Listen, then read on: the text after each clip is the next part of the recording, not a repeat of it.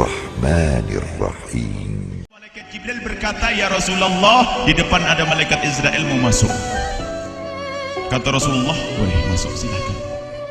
Kemudian malaikat Israel mengucapkan salam, dan setelah mengucapkan salam, malaikat Israel menawarkan, "Ya Rasulullah, aku disuruh oleh Allah untuk mencabut nyawamu atau membiarkan engkau." Dalam riwayat, aku disuruh oleh Allah untuk memberikan pilihan kepadamu, al-baqa' fid dunya, tetap di dunia, atau ar-rafiqul a'la, atau dengan Allah. Nabi Muhammad menjawab, ar-rafiqul a'la, dengan Allah. Kemudian setelah itu Nabi Muhammad berdoa agar umatnya selamat.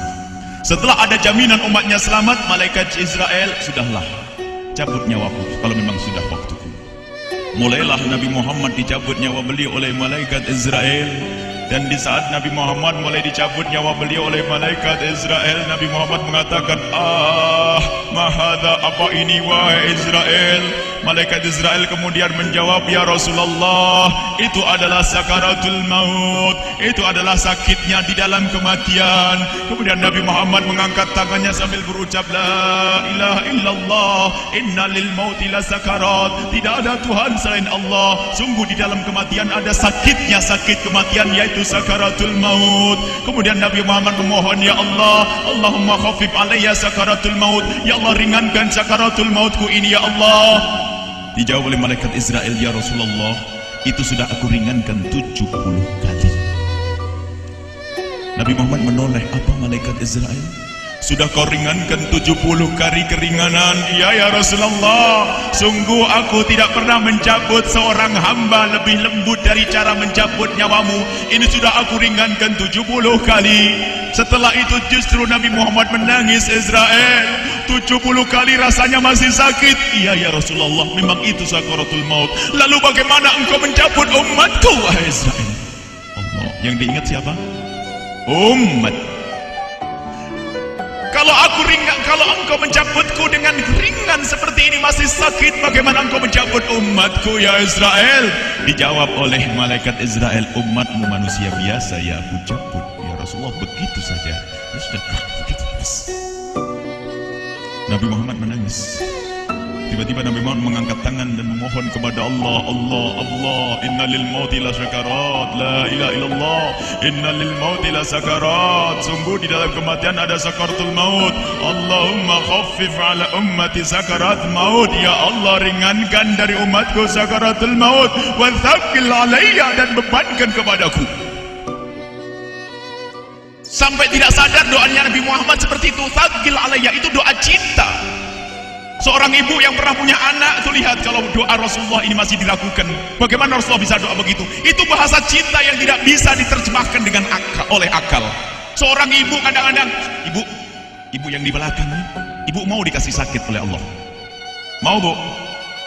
Ibu jauh sekali. Ibu mau dikasih sakit? Jawabnya tidak mau. Tapi suatu ketika seorang ibu melihat anaknya sakit, ngomong, "Sudahlah nak, jangan kamu yang sakit, biar ibu yang sakit." Ada atau tidak? Kenapa ngomong begitu? Itu bahasa cinta itu. Tidak rela kalau anak ini sakit, biar aku saja yang sakit. Itu yang dirasakan Rasulullah. Sakaratul maut begitu sakitnya, membayangkan betapa sakitnya umat Nabi Muhammad di saat dicabut nyawa beliau. Maka Rasulullah mengatakan, "Ya Allah, ringankan sakaratul maut dari umatku, bebankan kepadaku saja ya Allah. Wala sawfa yu'tika fatarda." Permintaan Nabi Muhammad tidak ditolak oleh Allah, dikabul dan dikabul wahai Muhammad. Sallu ala Nabi Muhammad. Dan benar, sakaratul maut kita ditahan oleh Rasulullah, ditanggung oleh Rasulullah, sehingga digambarkan oleh Imam Bukhari di saat Nabi Muhammad dicabut nyawa beliau. Siti Aisyah yang ada di situ, Rasulullah berada di pangkuan Siti Aisyah, yang saat itu Siti Aisyah melihat keringat dingin keluar dari kening Rasulullah. Siti Aisyah tidak pernah melihat keringat keluar seperti itu. Bahkan di saat dipegang kepala Rasulullah, panasnya melebihi dari panasnya orang biasa. Setiap kali ada kain dicelupkan di air, ditempelkan di kening Rasulullah langsung mengering. Saat itu Nabi Muhammad mengucapkan kalimat la ilaha illallah innal mauti lasakarat. Kemudian Nabi Muhammad berpesan dengan banyak pesan, dan di antara pesan Rasulullah adalah akri minni ala ummati salam, akri minni salam ala ummati wa ala man ittaba'ani wa ala man tabi'ani min ila yaumil qiyamati. Aku titip salam kepada umatku dan orang yang mengikutiku sampai hari kiamat. Sadari salam Rasulullah. Sebelum meninggal masih ingat titip salam. Salam kepada siapa? Bukan salam kepada siapa-siapa, tapi salam kepada kita. Maka mari kita mengucapkan salam kepada Rasulullah, karena Rasulullah sudah salam duluan kepada kita. Mari kita sejenak bersalam kepada Rasulullah dan hadirkan Rasulullah ada di mata kita dan di hati kita. Mari kita bersama-sama mengucapkan salam. Assalamualaikum ya Rasulullah. Assalamualaikum ya Rasulullah. Assalamualaikum ya Habiballah. Assalamualaikum ya Nabi Allah. Rasulullah mengucapkan salam untuk kita. Dan di saat itu Rasulullah keringat dingin keluar, maka oleh Siti Aisyah diusap. Bayangkan saat itu Nabi Muhammad di pangkuan Siti Aisyah dan diusap oleh Siti Aisyah. Siti Aisyah berkata, keringat Rasulullah mengucur deras hingga aku usap, dan aku usap dengan tangannya Rasulullah. Diusap dengan tangannya Rasulullah. Siti Aisyah memegang tangan Rasulullah sendiri yang digunakan untuk mengusap keringat Rasulullah. Sahabat bertanya, Aisyah, kenapa harus dengan tangan Rasulullah tidak dengan tanganmu? Lihat jawab Siti Aisyah, karena tangan Rasulullah lebih lembut dari tanganku. Sallu ala Nabi Muhammad. Masih sempat nyanjung itu sahabat Nabi. Dalam keadaan begitu masih menyadari kelembutan tangan Rasulullah, jasad Rasulullah, kemuliaan Rasulullah sallallahu alaihi wasallam. Dan aku lebih menginginkan bahwasanya yang menyentuh jidat Nabi Muhammad adalah tangan yang paling mulia di dunia dan di akhirat. Siti Aisyah enggak berani menyentuhkan.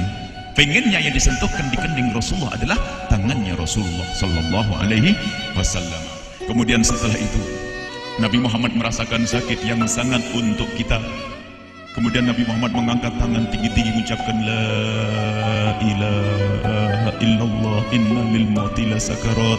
Tiba-tiba tangan itu semakin turun dan ditangkap oleh Siti Aisyah. Dan di saat tangan itu jatuh di tangan Siti Aisyah, kemudian tiba-tiba paha Siti Aisyah merasakan berat kepala suci Rasulullah. Dan saat itu Siti Aisyah sadar bahwasanya Rasulullah sudah kembali kepada Allah Subhanahu wa taala. Sallu ala Nabi Muhammad.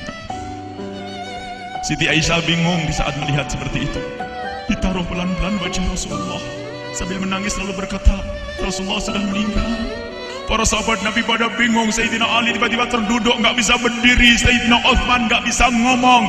Ada orang Sayyidina Zaid berkata, aku baru melihat Rasulullah. Setelah ini aku tidak mau melihat lagi selain Rasulullah. Ya Allah, butakan mataku. Aku tidak ingin aku kotori mataku dengan selain Rasulullah. Dan dibutakan oleh Allah. Bermacam-macam kejadian saat itu. Madinah heboh luar biasa dengan meninggalnya Rasulullah sallallahu alaihi wasallam. Dan sungguh meninggalnya Nabi Muhammad adalah menghidupkan hati yang mati kalau orang faham. Tiba-tiba Sayyidina Abu Bakar datang. Setelah Sayyidina Umar mengatakan, siapa yang mengatakan Muhammad meninggal akan aku penggal lehernya. Jangan seperti orang-orang Nabi Muhammad sekarang lagi pergi seperti waktu Musa pergi kepada Tuhannya, kepada Allah, nanti akan kembali kepada kita. Muhammad belum meninggal.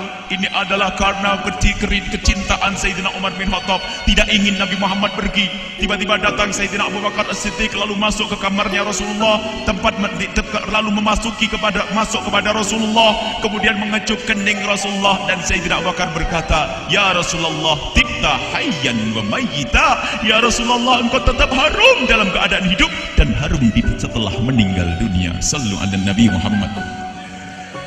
Hingga sampai setelah hari besoknya meninggal Rasulullah, Senin sore, Selasa malam, Rabu dikubur Rasulullah sallallahu alaihi wasallam. Setelah dikubur, Sayyidat Fatimah bertanya kepada Sayyidina Abdullah ibn Abbas, Sayyidina Anas, wahai Anas, hai Anas, sambil menangis Sayyidat Fatimah Zahra, hai Anas, bagaimana engkau tega? Atabat anfusukum an tahtu ra'sa Rasulillah. Apakah engkau rela menaburkan debu di atas kepala Rasulullah?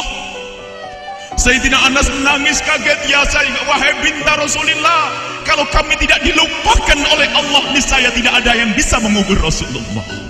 Jadi saat itu dilupakan oleh Allah, sehingga mereka tidak menyadari melakukan itu semua. Kalau mereka sadar, tidak akan bisa mengubur Rasulullah sallallahu alaihi wasallam. Ini yang diungkapkan oleh Sayyidina Anas, kalau seandainya kami tidak dilupakan oleh Allah, niscaya kami tidak akan mampu mengubur Rasulullah sallallahu alaihi wasallam.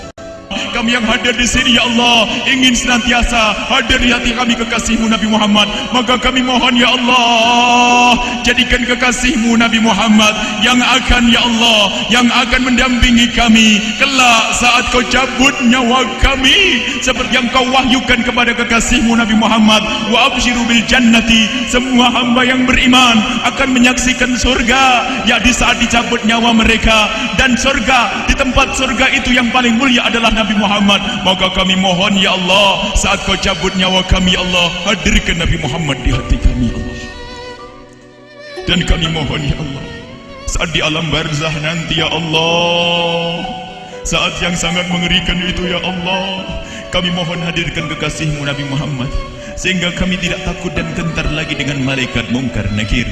Dan ya Allah, kami mohon di saat di padang mahsyar nanti, ya Allah, hadirkan kekasih-Mu Nabi Muhammad. Jadikanlah kekasih-Mu Nabi Muhammad yang akan menemani kami dan akan membonceng kami, membawa kami ke telaga Kausar. Lalu kami diberi air minum dari air telaga Kausar hingga kami tidak akan haus selama-lamanya.